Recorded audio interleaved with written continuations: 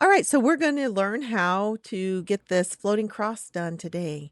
And I'm going to show you what's in your file when you purchase this from Etsy. You're going to get the bonus SVG personalized, which is basically a couple of images that you can put people's names in and add it to the cross. We have a file with a floating cross jig and just the floating cross file. And then we have the floating cross assembly instructions. Each file will have in it, it's going to have a PDF, it's going to have a PNG, it's going to have SVG, and it's going to have a Xtool. I don't even know what the extension is for that. Whatever the Xtool extension is, that's what it's going to have. And that's what we're going to be working on is the floating cross with a jig, so I can explain the file to you real quick. So let's move on and work on this file. So once you open the file with the jig, if you don't open the file with the jig, it does not have this. That's totally gone. Everything else is basically the same. So up here at the top, let's ungroup this. You're going to see that there is a 3mm ply washer that you can use to tie off your fishing line. I don't use this because I am awful at tying off stuff. And I have used this, but I can't seem to get it tight enough because I'm not very good at tying off. I just can't get my knot down close enough. So what I'm going to use is a jewelry crimping bead and a split shot sinker to tie it off, and glue, because I need glue. Probably not the best idea, but I'm really not that good at tying off. If you're not that good at tying off, this system does work. All right, so if you're new, you may not know what this 1-inch square is for. It's to measure 1 inch. This tells you that your file opened up at the actual size of the file. And you want to make sure that it's the actual size of the file, or things aren't going to fit. This won't fit into this hole if it's not the actual size. So this square is 1 inch by 1 inch, and so it opened up right. So we also have red is cut, black is engrave, blue is score. So the blue on this cross is score, where the red is a cut. So this piece is going to be cut off, and you'll see why later. This piece, this is actually an engrave, so I put it into a score so that you could see that there's a little red dot right there, and that's a cut. So we have, let me show you so you know what you have to change on this file depending on the thickness of your wood. The actual measurements on the square is 0.42 by 0.42. It's always going to be 0.42 from left to right. Now, depending on the thickness of your wood, you may need to click on that. You may need to go up here on the height and change it to whatever the thickness of your wood is. This can change. The width is not going to change. So just make sure you measure your wood. If you don't have a good pair of calipers, I would highly recommend getting a good pair of calipers. Okay, so we're going to cut out our wood, and then we're going to move right on over to working on the jig, because that is really the focal point of this whole thing. Everything else is pretty darn easy. So this is the jig, and as you can see, these are engraves for the magnets, So when you cut it, what you're going to do is you're going to cut the red, of course, score the blue, and you're not going to engrave this one in this shape, and you're not going to engrave this one in this shape. You're just going to turn those off, and you'll have to ungroup everything. Well, I don't know. Well, I imagine you'll have to ungroup everything. I'm going to get rid of this right here. I'm just going to hit the delete button. So yes, magnet, and this is the settings I have on these right here. When you're cutting this, you're going to turn this one off, and you're going to turn this ungroup. Make sure you don't move anything. Just turn them off. You want everything to stay exactly where they are on the jig. So then you're going to cut these out. You're going to engrave these little black dots. And I have a S1, Xtool S1 40 watt. And what I use is power 80, speed 350, 7 passes, 300 lines per centimeter. And that should give you, well, it has given me 2 magnets, but this time I really had to work at it. So I guess it's going to depend on your laser. This hole right here, let me ungroup this little square, may change the size depending on the thickness of your wood. Now, the cross is going to set in it. Let me show you. So this part of the cross right here, the front part from right to left, that's always going to be the same unless you change the file size yourself. It'll always be this size. The thickness of the wood, however, is going to depend on what type of wood you use, how much you use. There's a lot of variables there. So even if you use what I used, I'll show you what I used. So this is what I used, and this is the Mastercraft Aspen from Menards. And I'm going to tell you, I've bought 2 planks of this, and neither one of them measured the same. So that's why I'm having to redo my little part on this jig, is because my new wood is actually thicker and it wouldn't fit. So this was the last one that I used, and it fits perfect. So this is the bottom part. This part here is for your cross hanger. If you don't know what that is, I'll show you. Cross hanger. So we have the cross. It's this part right here that you're going to put the magnet in right down here. See where the magnet goes? So you can tell it's not centered in the box. So don't think you moved it. It's exactly where it needs to be. Don't move it. Don't center it. All right. So moving on, how you're going to use this, the cross one, you're going to put this in. I made this circle on here so you could see it. And this is how you're going to use it. You're going to have your cross inside. I put it in backwards. If you don't, I don't know why, but it fits better this way. That's more straight. So you'll put your cross in that way. So I'm just going to set this up here, and I'm going to get it centered up with a dot that I already put in there. I pre-put a dot. And you can do that too. You can measure and put your own little dot in there. And then hopefully I'm point on. I actually made some cheat marks on there also. You could do with a pencil to make sure that you're all lined up real good. All right. So then when we do this, we are working on the cross, so it's this one. And let me show you what I do. We don't need all that. All we need is a square. All we need is the square and a middle.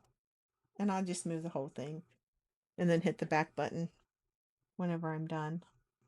So now I know that I could hit an edge and go that route, but I don't. I like to get it centered where I'm going to engrave, because I'm not going to cut that box. I'm just doing the hole. And this is really not easy to do. It might be better to just put the box in there. All right. I might be off a little tiny bit. That's close enough for the sake of video. So, but this is how I like to do it. I like to line that up because I want the circle in the center. And I'm going to turn this box off. It always messes me. I lost my sound, so I'm going to walk through this the best I can. Right now, we are just trying to get this all lined up where we can start framing our circle. And so that's what I'm doing now, is I'm framing the circle, trying to make sure everything is square. And I do that by putting the little dot in the middle, which you can do that. You can measure out your distance on each side and put a dot in the middle, and it just kind of makes it a little bit easier. So then I just do the frame, and I move on to this bottom piece. So let's just go ahead and do that real quick. Okay, so now you see I am getting ready to frame the square, and I'm just moving it, and I'm hitting frame, and now you're going to see that it frames, and it actually looks good. And this can take a few times. Um, we have such a little space there. It can get a little bit tedious. And now I'm going to go ahead and frame that circle. I'm going to ungroup it, and then I'm going to probably turn off the square at some point. This is what happens when I do a voiceover. So, okay, so now that's on, and I'm going to turn off the square, and now I'm going to frame this again. Here I go. There it is. It's framed. It looks like it's in the right place. Looks great. And that's where it should go.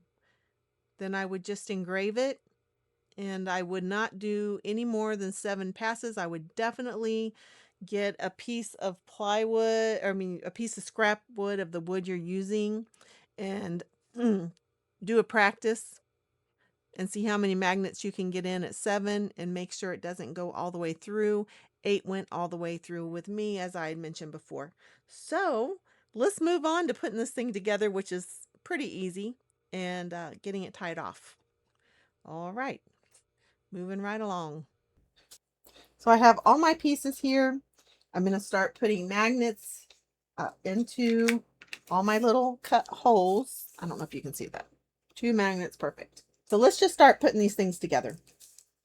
This is the back, and I was testing the stain colors here. So my stain is actually alcohol ink, and I'll just mix colors until I get something I like, and I liked those 2 together.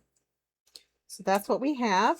This here I cut out extra. Basically, I took the file for this piece, I deleted that little hole, and I deleted that little hole.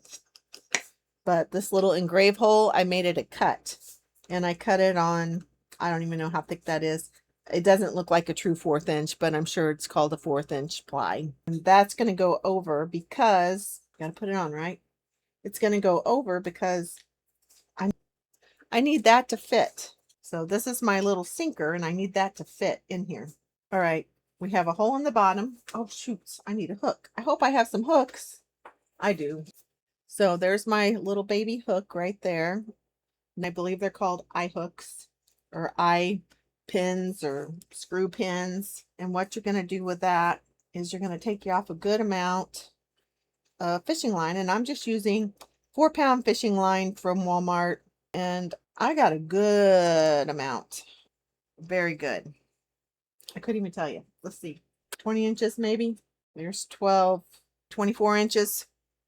I got a good 24 inches. This is what I'm using. These little baby scissors, because they were just sitting there. I'm going to go ahead and tie that little hook and get that out of my way. As I've said a zillion times, I am not the best at tying these things. Probably what I'm going to try to do is this first and get it around there a couple of times. What the heck is on my hands? I think I got sweet and sour sauce on my fingers. I just washed my hands. Yep, that's what, oh, I put it away. I bet it was on the bottle. So I've got, I'm going to do it one more time. Somebody's going to tell me, well, that's why you can't tie, because you can't tie. I know this already. You're not telling me nothing I don't know, but I'm just trying to get a 2-ply around. I don't even know if it's necessary, but there we go. There. So now I got it wrapped around twice. Not sure it'll even hold there, but there it is. And now I'm going to take this and I'm going to do this. And then I'm going to try to get it down as low as I can get it to go without causing me an issue. There it is. And there it is. So now I'm tied. And that's actually a pretty darn good tie. I'm going to leave it long just in case it's not that good of a tie. I'm going to take my little jewelry pliers, and I may need my other ones because it's a really tight squeeze in there.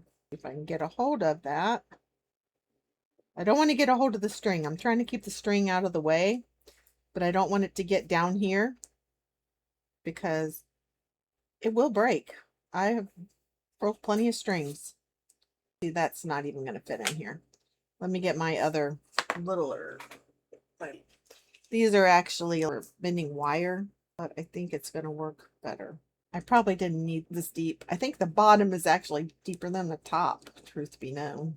So I'm just going to try to get that in there real good until I can't. I can grab it there now.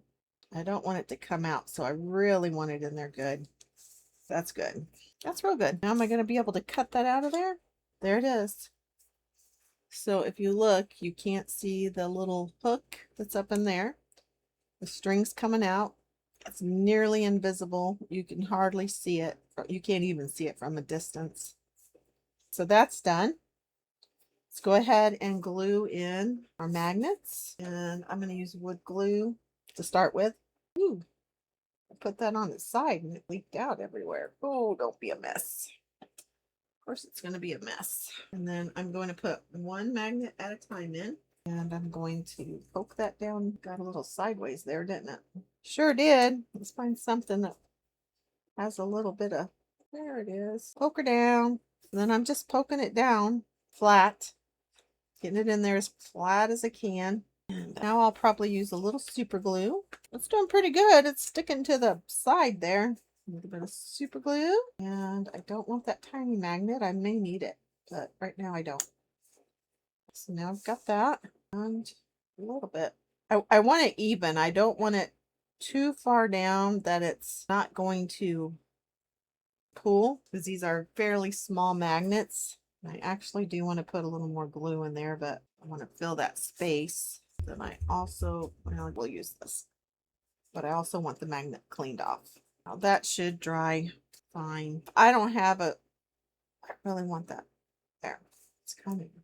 I want it in there as flat as I can get it, but I don't want it, I want it to be flush. So I want it flush with the top, because these magnets don't stick well if they're way down in. All right, so we'll let that do its thing and dry. Now we're going to work on this piece.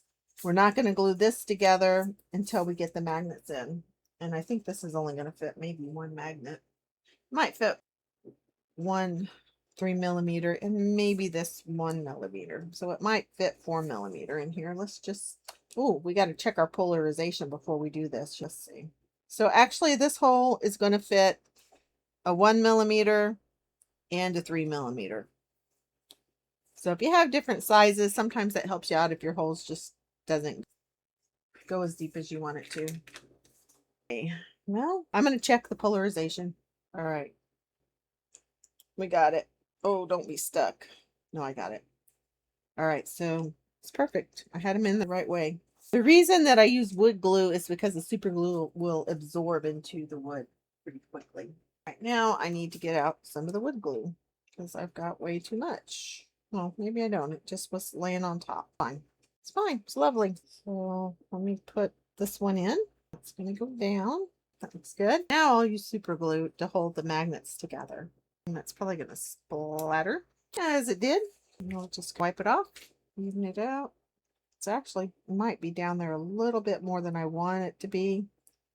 I think I have another 1mm. If I can just poke that, get it poked down a little more all the way around. May not have a good hold. Well, I think it's just going to be what it is. If we need to add another magnet, we will. Hopefully I got another 1mm thick one. I do. I see it. I don't know that I have that much room in there. Maybe I should try to make that much room. Not with that. Push it down. Oh, yeah, I can get one more in there. I want to make sure I can get it all the way around. So now I'm going to go ahead and do one more 1mm. When I say 1mm, it's 6 by 1mm. Super thin. And flop that down there. Wipe it. Perfect. Now it's perfectly flush. It should have a pretty good grip. And I'll clean it up. Once it dries, I'll clean it up a little bit, and it's going to get painted black anyway. All right, so we have that. We can go ahead and glue this to this. So you get your piece that we just put the magnet in. We can go ahead and glue it that. And I'll just rub this glue that I have going everywhere on that.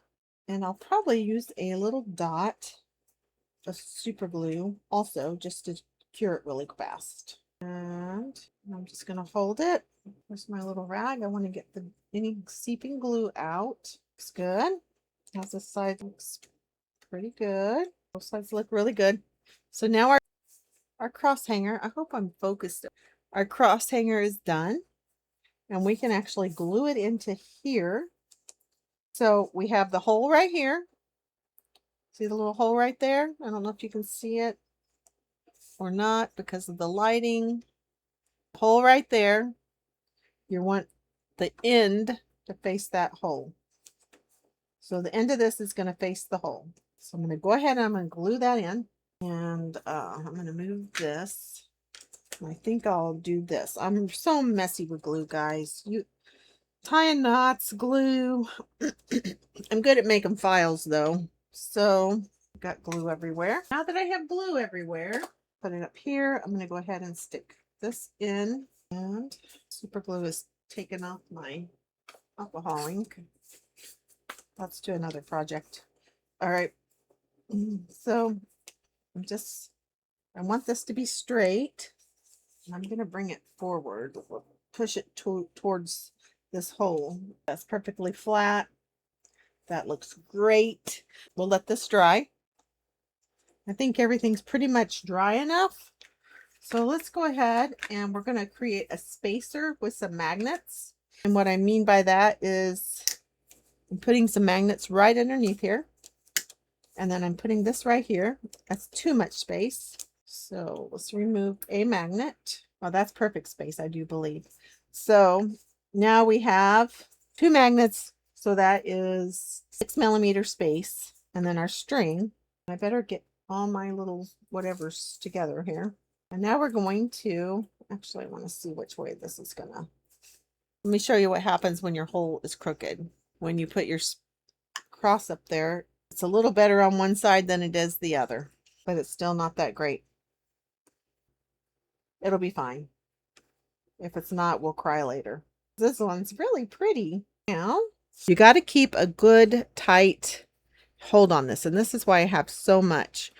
You don't want a whole lot of slack in this. You don't want it so tight you're going to pull your hook out, but you also, right now it's going to go slack because I got to put a crimping bead on here.